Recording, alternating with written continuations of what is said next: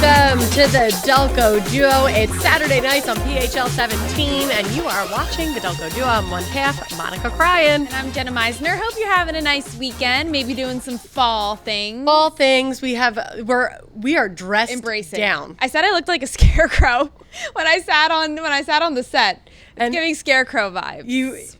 There is no form, shape, or fit to that shirt whatsoever. That's what flannels are for. Look at this. Look who's talking over there. We're ready for fall. We are ready for fall. And happy birthday to our home, Delco. Yes, 234. Delaware County turned 234 this past week. September 26th actually is the day. That is when we broke apart from Chester County, and we sort of had our own identity. So happy birthday, Delaware County. Seceded. That's what we did. We seceded from Chester. That was a good move. Mm-hmm. I love Chester County, don't get me wrong, but I don't know if we necessarily identify so much. Also, Chester County's ginormous. How big was this county? Yeah, we just needed to cut ourselves off and sort of separate. The problem is why didn't a bigger chunk of Chester County break off? Because Delco is so small. It had to do with the Delaware River, and that's why it became Delaware County. So if you think about it, it sort of makes sense. So it does. I just wish it wasn't the bordering county to Delaware. Mm-hmm. I think it kind of gets confusing. It gets confusing, yes. When you tell people from not this area, I'm Delaware County. No, I'm not Delaware. I'm Delaware County. Yep. And it's not Philadelphia, even though it's small. It looks like it should be a part of Philly. It's just this pure. But we love Delco. And we'll go big next year for 235. That's a milestone. So that is 240 is cool. Yeah. Do you think we'll be doing this when Delco turns 250? Because that deserves a. I hope I'm retired by then. I'm not going to be. 15 years? Yeah, I know. Jenna, you're not even 30 yet. Dream, right? You're not. You want to be? Can dream. Jenna wants to be retired by 45. Ripe old age of 40. Okay. That sounds good to me. Okay. If we made maybe a little bit more money. So the premise of the show, we take your issues and we help you solve them. But before we get to that, we got to get to the debrief.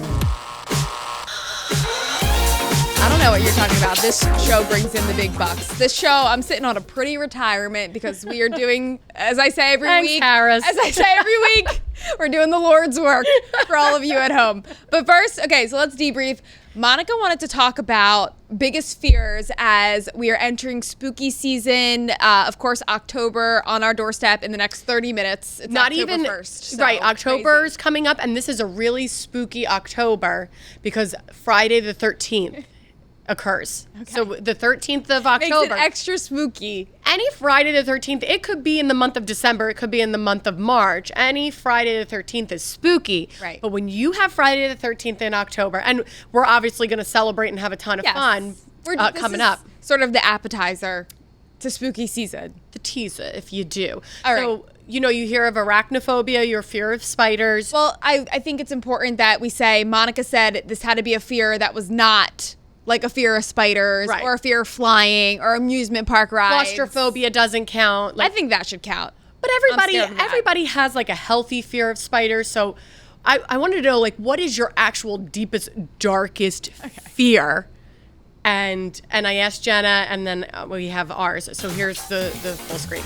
These don't make any sense if you're just watching and not listening. So hopefully you have the volume up. So Jenna has watched too much true crime. Yes. I am a big true crime fan, and I never want to be a part of the story. Don't want to be a part of the story. You don't want Netflix knocking on your family's door saying, "Tell us Jenna's story." I don't want my home videos to be played on a special, or and then have friends or have you be interviewed about what I was like. So I don't want any of that. So you don't want that. You know how they have memes and funny things. It's like if you light up a room, you are destined for murder. Never light up a room because that's what people will say about you. I would never say that. I've seen you walk into many a rooms, and sometimes you're not lighting up anything. I think that mine is more realistic than yours. If we go back to yours, exorcist, possession. That is very scary. And this all stemmed from you watching the movie when you were way too little. Yeah, I was way too young, and I watched The Exorcist, and it really stuck with me. And it's not That's just one of the first things I actually knew about you when I first met you. You were terrified of The Exorcist. The Exorcist and possession, and maybe like not, in the beginning of the movie, she is possessed, but she doesn't even know it, and like her family doesn't even know it, but she's doing weird things. The flies.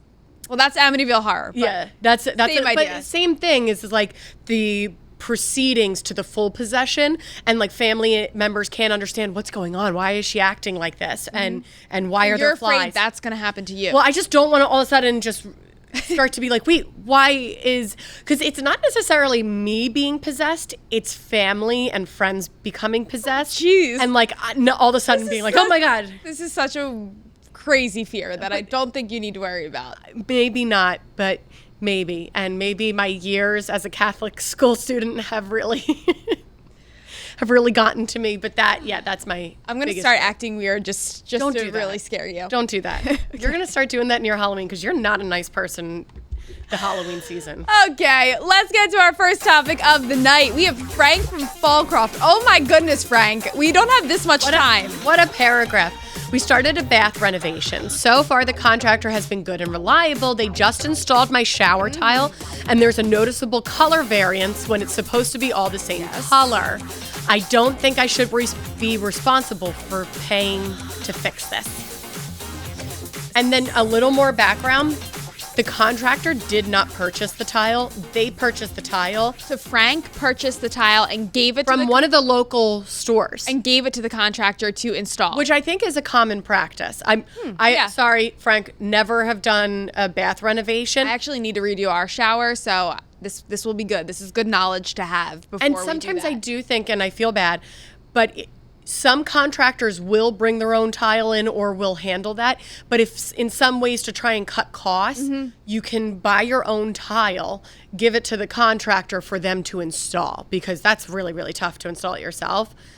And if you purchase that tile on your own and gave it to the contractor, it's totally your responsibility. I would agree with you. And if you're going to spend the money on doing a bath renovation in the first place, I would just go a step further and I would pay the fee for the contractor to be responsible so that you don't run in to this now being a problem. Yeah, because a lot of times products have a lot of deficiencies, and instead of being responsible for it, you kind of give that liability away. And unfortunately, a lot of the times, average day, every man doesn't have, what's the average Joe? They don't have the eye of like, maybe the lighting in the store was different at a different area and you thought you were getting all the same colors. Yeah, the lighting's really tough. And the lighting looks different in your bathroom. Yeah, sorry, Frank. I think you're responsible, and I think that you do have to pay the fee. And then the fact that you said he's been good and reliable, do you know how hard it is to find a good and reliable contractor? Don't mess this up and cause a problem. This was your responsibility to make sure everything matched. That really stinks, though. Sorry, Frank. All right, coming up next, we have another topic for you, and this one has to do with getting a ride to school, being the driver to school, and me and Monica both have different perspectives on this practice. We're sending ourselves back to high school. So stay with us.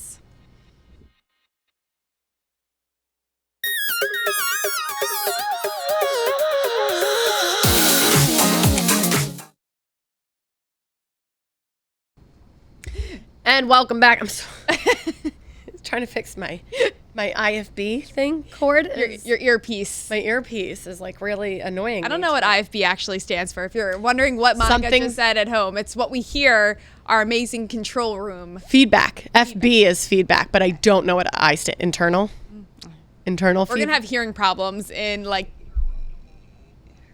interruptible fold back. So I was wrong on like all accounts. We're going to have hearing issues in the future, though. So you have to imagine the Secret Service. Jenna, we're all going to have problems. Jenna and I have this thing, and it's pretty loud because it's only in one ear. So we have to really turn it up so that we can hear what's going on. But we wear this 5 days a week for 5 hours a day. Yeah. You have to imagine. We're going to have ear issues in the future. Brain issues. This is sending stuff into my brain. It is so close. So is this thing. You're always, when you talk like this, we're all doomed. Okay, that's my biggest fear. This is my issue. Okay, let's get to Gianna's issue.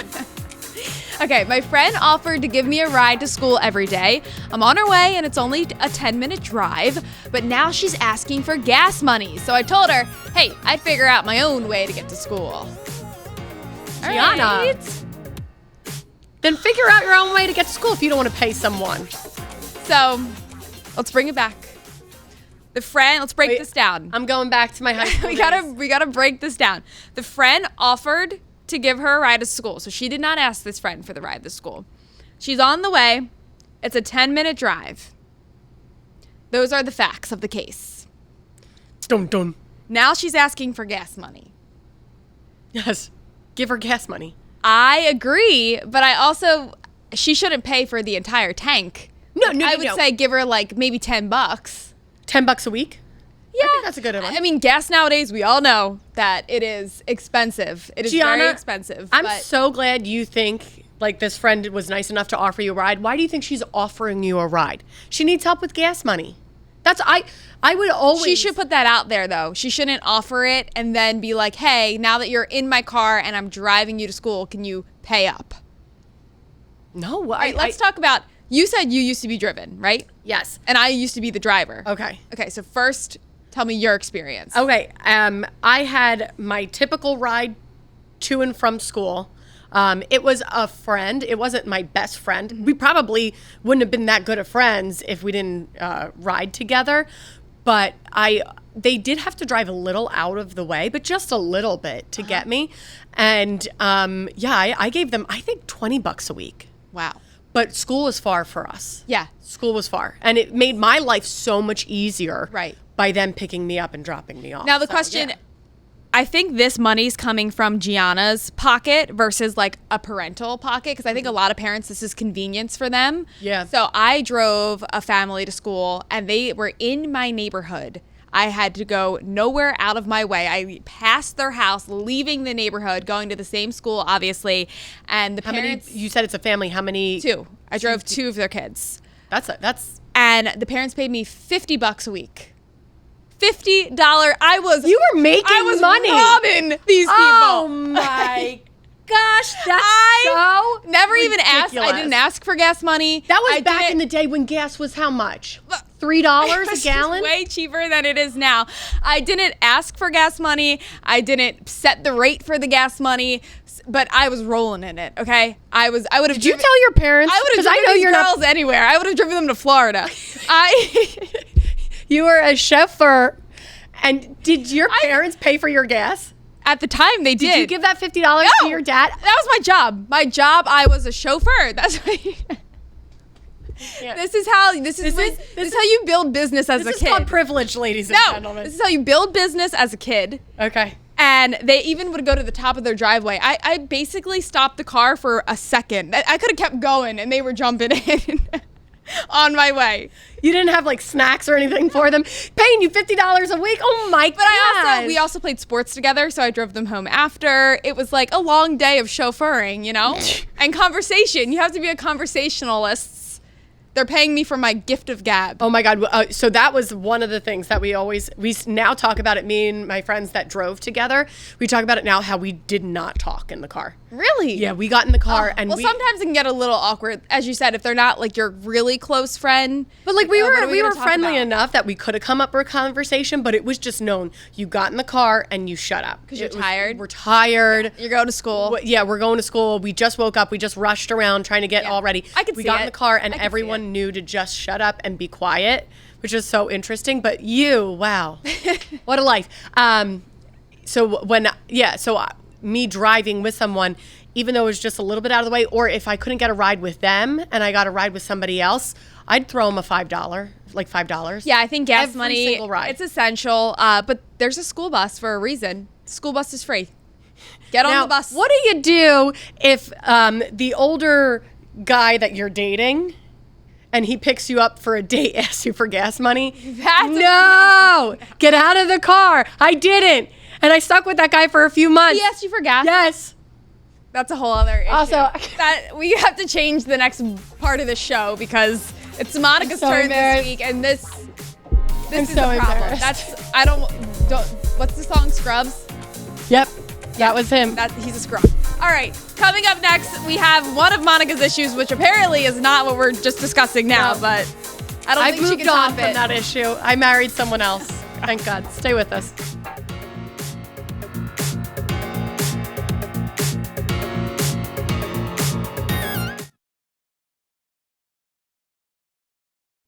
And welcome back. You are watching the Delco Duo Saturday night, last Saturday of September. That is wild. Make sure you flip the calendar tomorrow. What? Does anyone have... I love paper calendars. Paper calendars. I print one out every month here at PHL 17 for my desk. You do. No. Correction. I print Jenna's calendar out. My computer doesn't connect to the printer. But that's fine. My mom used to have one of those calendars, and they had like the really pretty painting up top, and then the calendar, and she would slip it into like a thing that was mounted to the wall, and I have no idea. No, I think they had like quaint little drawings of What is she slipping in though? The month? No. The whole calendar was 12 months. It was like a calendar that you bought. It was like this big. And then you slipped it into a wall mount for that month. And then when you took it out, when it was the next month, you flipped it and put it back in. The page. So why are you laughing at me? Because people still do that. We haven't done that in 20-something years. Well, if you still flip your calendar, make sure you do it. All right. Or just look at your phone that's already flipped it for you. So here is our next issue, which is one of our own. What's Monica crying about? So, you were talking about last week how a lot of your issues now are going to be like new parenting. Mm-hmm. And a lot of my issues, I think, over the next several months and years are going to be about kids in school and when do things start and when do you start doing this, that, and the other thing. And one of them is birthday parties for the kids. Yes. Now that Joe's in like a real school, I've already heard whisperings of like birthday parties that like we are not invited to. How have you heard whisperings of them then? Because I have like, I'm friends with like other parents and they're like, oh, we have so-and-so's birthday. And I'm like, what? Don't you think for like pre-K, it should be every single kid invited? No, I don't. Oh. I really think at pre-K, every kid should be invited. It is sad, but some of these birthday parties nowadays, I'm thinking of like my sister's because she has kids that are beyond pre-K, but still in younger grades. And they just recently had birthday parties, and it was like, I don't know, 5 or 6 of their closest friends, and they did an activity, like they went rock climbing, they went to like a painting place. I guess I have heard of those. And I guess that's fine. It depends on what kind of party they're having. Are they having pizza and cake? Then sure, everyone should be invited. But are they going somewhere and doing something? Yeah. Then it should be like a little bit more selective, I'd say. Okay. The pizza, I guess my thing is if there's invites going out. You know what I mean? If you're close enough with these people and you just want to have a select few, you should be close enough with them that you can text the parents and say like, hey, I'm having such and such little get together. Mm-hmm. But if you need to send out invites because you're not as familiar with some of the parents, I think every kid should be invited.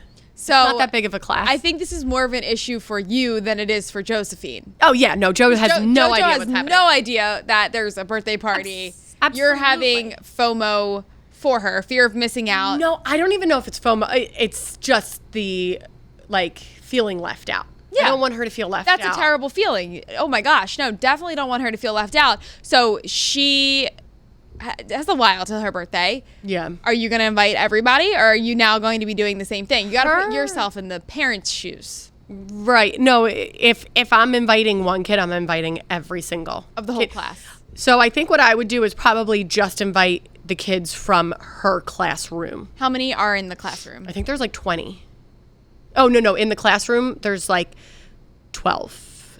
Okay. I'm just inviting tiny. That. Yeah. That's small. Then I could kind of see why you have a feeling. I thought it was closer to like 20, 25. I don't know.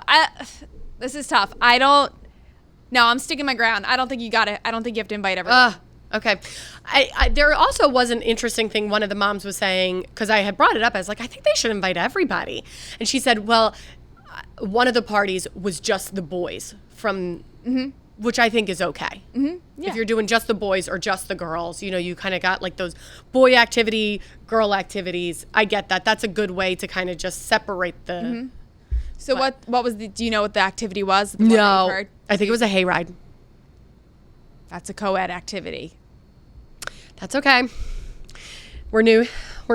We will get the invite next year.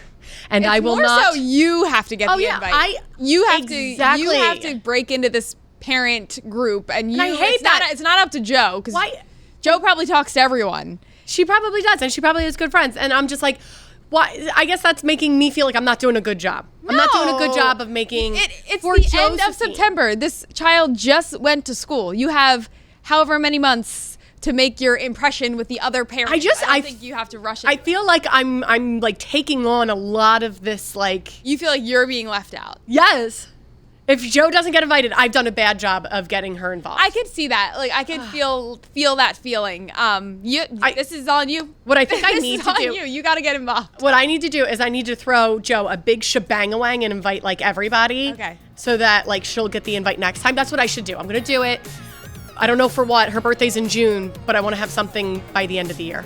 All right. We'll see how that goes. And speaking of hayrides, our trivia question has something to do with Lynn Villa, of course. We are in that season. Monica, how many tons of pumpkins are on display at Lynn Villa Orchards? Okay, I'm not going to look, and I'm going to take a guess when we come back. Okay. An actual guess. Okay. By the tons? Tons. Okay. Let me think.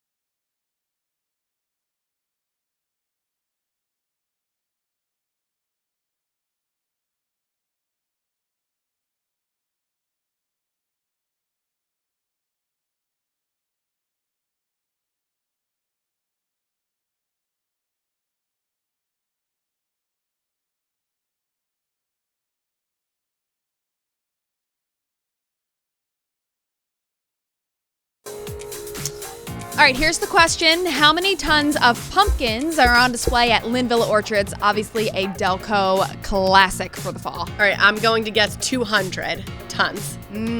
All right. 200 tons. Am I totally off? You're not totally off. Oh! It's over 100. There's not Wow. a specific number, so I don't know how close it is to 200, but that's a lot of pumpkins. That is so many pumpkins, but I see it.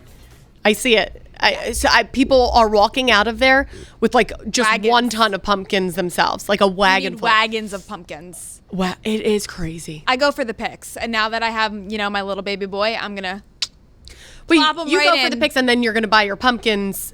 Are you going to buy 3? Do you do the 3 thing? 1 for each person? That's what No. my family would do. I'm trying to think, like, unless we're carving pumpkins, I normally just don't have them on display. I have a lot of fake pumpkins, just because I don't want to deal with the rotting.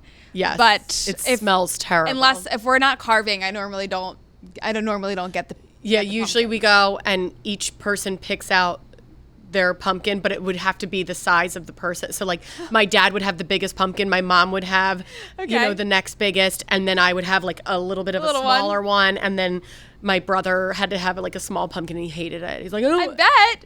I'm getting the apple cider donuts when I'm there. Like, that's what I'm spending the money on. And the pumpkins, they can get a little pricey. Yeah. Because you don't think and the mums. It says by the pound or whatever. So when you see like, oh, it's 80 cents a pound. Jenna's buying I'm like tiny. Oh, this pumpkin's so cheap. And then you go to the front, it's like a $50 pumpkin. I'm like, okay, never mind. Back it up. But 100 tons. 'Tis the season. Okay, so what was so interesting is someone just walked in and said, I have a strong opinion about your birthday party invitation. I don't think you should have to. If you have a strong opinion about any of the topics that we talked about the contractor, bathroom renovation, about gas money, about birthday invites. Or something completely unrelated. Delco Duo at phl17.com. We love to hear all about it. Make sure you send us something. And don't forget to flip the calendars. It is October 1st tomorrow. Crazy. I wanted to say it one last time. All right, have a good weekend. Bye.